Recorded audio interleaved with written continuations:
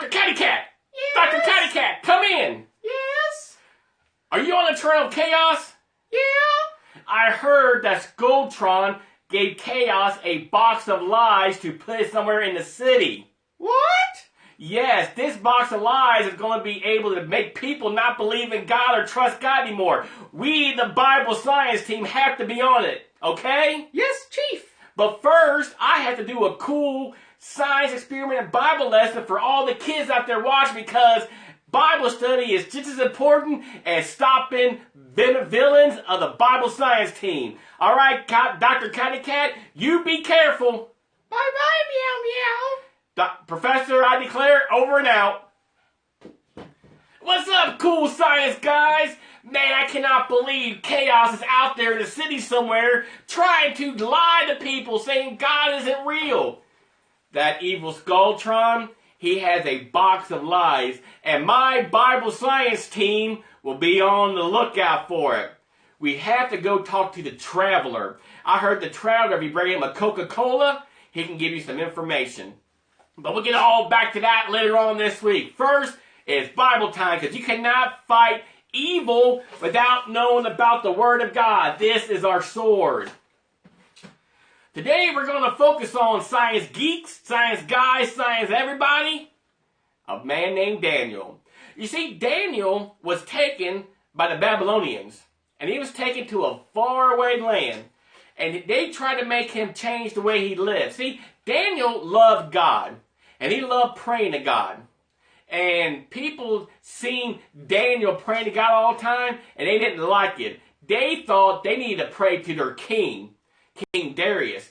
And Daniel, even though he respected the king because he was a king, he still wanted to love God and pray to God. So every day, 3 times a day, Daniel would kneel and pray to God. Well, the people who wanted to trick Daniel, they got jealous. So they went to the king and said, "King, you should make a law that nobody should pray to any other person or God but to you, dear king." And the king got all proud, like, "Yes, that's a good idea." So they wrote a law, and they made it to a law. And anybody caught praying besides to the king was going to be thrown into a lion's den. Isn't that crazy? Being thrown into a lion's den? I mean, come on, we think we got it bad because we can't play video games during church. You get thrown into a lion's den. Well, it still happened. One day, Daniel was praying to God like he always did and like we always should. And the people caught him and took him to the king. And the king was kind of sad. Not because Daniel wasn't praying to him, but because Daniel was his friend. He interpreted dreams for him. It kind of made him like, almost in charge. And he goes, "Daniel, were you praying to your God?" And Daniel never told a lie. "Yes, I was." And the king was being pressured by his people. "Throw him in the lion's den. Do what you said, king." And when you're a king and you don't do what the people say, they might not want you to be king anymore. So with a heavy heart, he threw Daniel in the lion's den. And then Daniel had to go down to this lion's den. And the king, he didn't sleep all night. But Daniel had faith and he trusted God. And guess what happened, cool cats? Daniel prayed and those lions fell asleep. The next morning, the king jumped up and ran to the den. And he yelled, "Daniel!" He didn't hear nothing. "Daniel! Did your God save you?" And guess what? Old Daddy came walking out of that lion's den.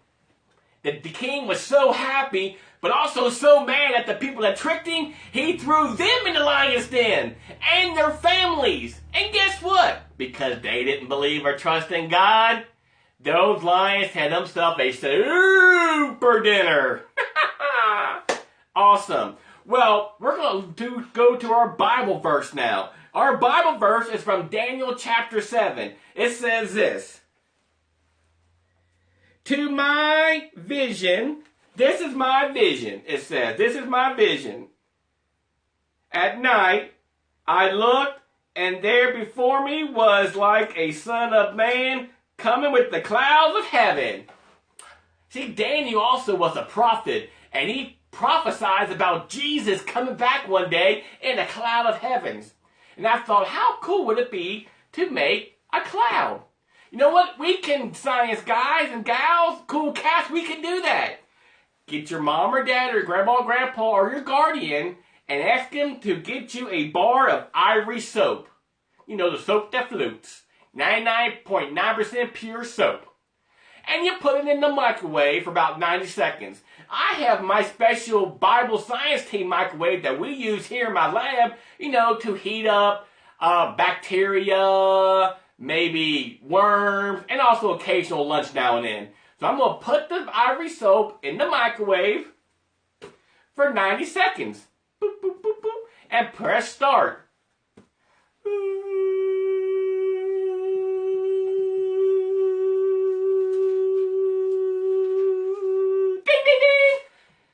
It's done. And look what happens. It turns into a heavenly cloud. And it smells clean too. Alright guys, that is enough Bible lesson for tonight. I'm going to get back on the Bible Science Team banana phone and give Dr. Kitty Cat a call and check on him. Hold on for a second.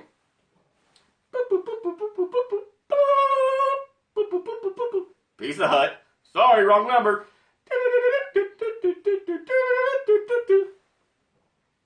Dr. Catty Cat, come in. Yes? How's it going? Do you need my help? Do you need any help from the Bible Science Team?